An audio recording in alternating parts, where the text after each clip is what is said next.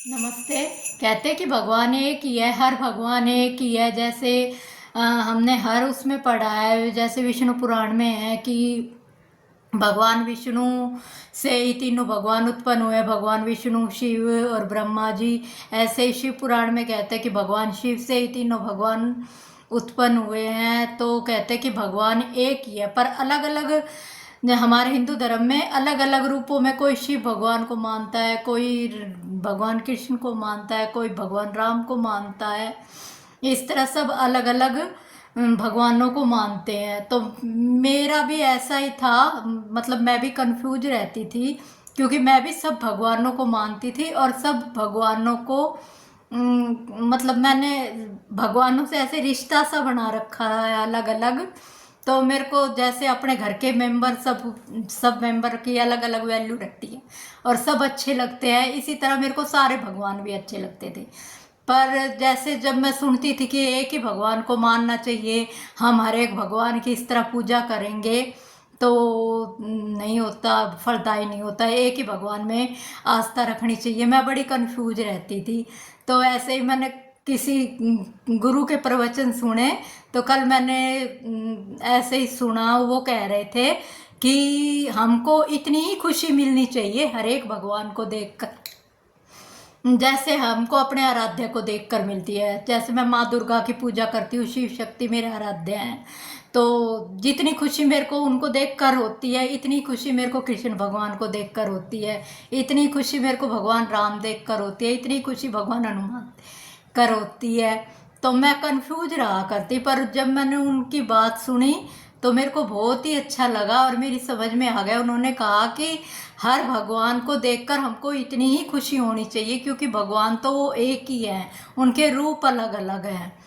तो ऐसे ही ये बात मेरी समझ में भी आ गई और वाकई में ये बात है भी सच कि भगवान तो एक है पर उसके रूप अनेक है, चाहे हम उसको किसी भी रूप में देखें।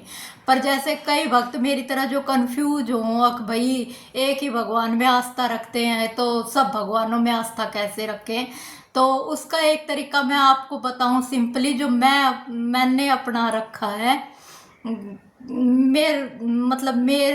मेरी हर एक भगवान में उतनी ही श्रद्धा है, उतनी ही आस्था है और उतनी ही खुशी मेरे को हर एक भगवान देख कर मिलती है क्योंकि मैंने हर एक भगवान से रिश्ता बना रखा है।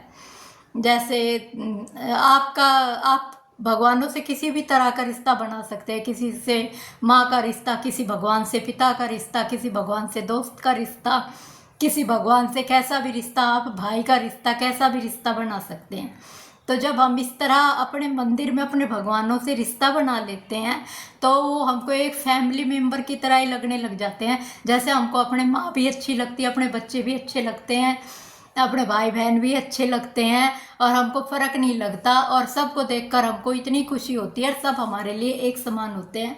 उसी तरह अगर हम ऐसे ही आस्था भगवानों के साथ बना लेंगे कि हर एक भगवान से अपना मन चाह रिश्ता बना लेंगे, जो भी हमको अच्छा लगता हो, तो वैसे ही आस्था आ जाएगी और ऐसा नहीं लगेगा हमको ये भगवान बड़ा है इसकी ज़्यादा पूजा करें, ये भगवान छोटा है इसकी कम पूजा करें। सब भगवानों में हमारी सेम आस्था रहेगी। तो मेरे को तो ये तरीका बहुत अच्छा लगा। अगर आप भी ऐसे ही मेरी तरह थोड़े कंफ्यूज से रहते हैं तो एक बार रिश्ता बना के देखें हर एक भगवान से। हाँ, जो मूर्ति पूजा करते हैं, मैं उनके लिए कह रही हूँ, जो ऐसे पूजा करते हैं उनको तो पता है कि भगवान एक ही है और वो एक ही परमपिता परमात्मा है और सब उसी के रूप है। पर जो मूर्ति पूजा करते हैं उनके लिए ये एक बहुत आसान सा तरीका है कि हर एक भगवान से रिश्ता बना ले, तो फिर ये नहीं रहेगा किसी भगवान में कम आस्था और किसी भगवान में ज़्यादा आस्था, सब में बराबर आस्था हो जाएगी। तो अगर आपको मेरा तरीका अच्छा लगा हो तो आप भी अपना सकते हो, मेरे को इससे बहुत फ़ायदा मिला है। आप अपना के देख लो अगर आपको भी कुछ फ़ायदा मिले तो अब ज्ञान की बात तो बहुत हो गई, अब बना लेते हैं आइसक्रीम। तो यहाँ आइसक्रीम बनाने के लिए मैंने यहाँ पर ये दूध ले लिया है, ये आधा लीटर दूध है, इसको हम अच्छी तरह से गर्म कर लेंगे जब तक ये थोड़ा सा गाढ़ा ना हो जाए। तो ऐसे अगर दूध ऊपर आ जाए तो हम उसको चम्मच से या किसी चीज़ से ऐसे चलाएंगे तो वो नीचे चला जाता है। अब हम इसको अच्छी तरह से उबाल लेंगे। देखिए ये कितनी अच्छी तरह से खदक रहा है। जब तक ये थोड़ा गाढ़ा ना हो जाए जब तक हम इसको उबालते रहेंगे। उसके बाद ये कुल्फ़ी का पाउडर है, आइसक्रीम का तो नहीं है। ये हम सारा इसमें डाल देंगे। इसमें आइसक्रीम जैसा टेस्ट नहीं आएगा, जैसा हम मटका कुल्फ़ी खाते हैं उस जैसा टेस्ट आएगा। तो ये सारा पाउडर मैंने इसके अंदर डाल दिया है। अब हम इसको अच्छी तरह से चला लेंगे। दूध हमारा थोड़ा गाढ़ा हो गया था और ये पाउडर डालने के बाद हमारा दूध और गाढ़ा सा हो जाएगा।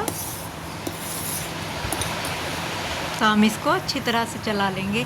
अब ये देखिए इसमें मैं थोड़ा कलर लाने के लिए कस्टर्ड पाउडर डाल रही हूँ। इससे इसका थोड़ा कलर येलो येलो सा हो जाएगा। और साथ ही मैंने चीनी डाल दी है। अब हम इसको एक बार और अच्छी तरह से चला लेंगे। और बिल्कुल इसकी ये थोड़ी सी गांठें सी हो जाती हैं, इसको हम बिल्कुल सही कर देंगे मिला मिला के। अगर आपकी गांठ ऐसे रह भी जाए तो आप उनको अलग से किसी कटोरी वटोरी में निकाल के अच्छी तरह मिक्स करके फिर डाल सकते हैं। तो ये देखिए दूध मैंने ठंडा कर लिया है अच्छी तरह से। अब हम इसको जमने के लिए रख देंगे। तो आप किसी भी कंटेनर में डाल के इसको पूरे 7-8 घंटे तक जमने के लिए रख दो। और ये जो ये कुल्फ़ी का पाउडर था इसमें सारे ड्राई फ्रूट भी पहले से ही थे, तो हमको अलग से डालने की ज़रूरत नहीं है। ये ऊपर ऊपर देखिए सारे ड्राई फ्रूट आपको दिख रहे होंगे। तो अब हम इसको जमने के लिए रख देंगे। तो अब मैं इसको रख रही हूँ फ्रीजर में और इसको हम कल सुबह देखेंगे कि ये हमारी कैसे जमती है। तो अब ये मैंने फ्रीजर में रख दी है।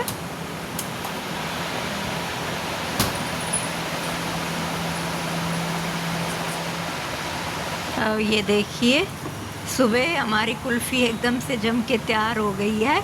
अगर आप इसको मटकों में डाल के रख देते तो ये मटका कुल्फ़ी ही बन जाती, पर मैंने इसको ऐसे सिंपली ऐसे ही जमा लिया आइसक्रीम की तरह।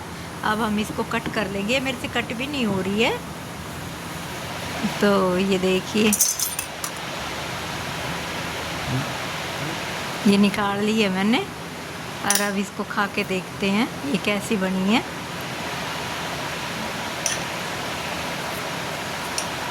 तो ये टूट नहीं रही है, बहुत अच्छी तरह से जम गई है।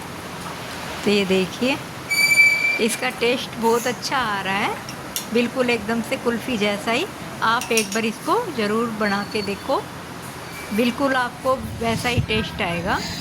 और बारिश इतनी ज़्यादा हो रही है कल से, ये देखे पौधों में पानी भी भर गया है। तो इसका ये मैंने पानी निकाल दिया। 2-3 दिन से तो बहुत अच्छी बारिश हो रही है, सारे पौधों में एकदम से हरियाली सी आ गई है। तो मैंने इसका ये ऊपर से देखिए ज़्यादा पानी की वजह से गलने लग गया, तो इसमें मैं ये कुछ जेड प्लांट की कटिंग लगा दूंगी, जिससे इसका थोड़ा मॉइस्चर इनको भी मिल जाए और जो हमारे गेंदे का जो पौधा लगा हुआ है वो ख़राब ना होए। इस तरह अगर आपके किसी गमले में एक पौधा है और वो ख़राब हो रहा है, आपको लगता है कि भाई ज़्यादा पानी की वजह से ये ख़राब हो रहा है, तो आप उसमें और पौधे लगा दें, क्योंकि ऐसा होगा आपका गमला बड़ा होगा और पौधा छोटा होगा, इस वजह से वो ख़राब हो रहा होगा। तो ये कुछ मैंने जेड प्लांट की कटिंग ली है, ये मैं इसमें लगा दूँगी। तो इससे जो इसका ये पौधा थोड़ा छोटा है, इसको थोड़ा साथ भी मिल जाएगा। और ये जो जेड प्लांट है ये भी मिट्टी की थोड़ी नमी को अपने अंदर अब्जॉर्ब कर लेगा, तो उससे हमारा ये बड़ा पौधा भी सही हो जाएगा। तो आपका कोई पौधा ख़राब होता हो तो आप अपने गमले के साथ ऐसा करके देखें, उसमें और पौधे लगा दें, तो उस पौधे को साथ भी मिल जाएगा और वो सही भी हो जाएगा। और ये देखिए जो हमने ट्रे गार्डन बनाया था वो कितना अच्छा लग रहा है। ये हमारा दूसरा ट्रे गार्डन, ये झोपड़ी टाइप का, ये भी बहुत अच्छा लग रहा है। और ये पूरी अपराजिता की बेल अब पूरी हो गई है और इसमें देखिए कितने सुंदर सुंदर फूल खिले हैं। और ये वाला भी ट्रे गार्डन हमारा बहुत अच्छा लग रहा है। इसमें ये छोटा सा मैंने ये शिवलिंग भी रख दिया है, बिल्कुल ऐसे पहाड़ों की तरह लग रहा है। तो आप देखते रहिए इतने सुंदर सुंदर ट्री गार्डन में इतना सुंदर सुंदर पेड़ पौधे। मैं मिलती हूँ आपको अगली वीडियो में।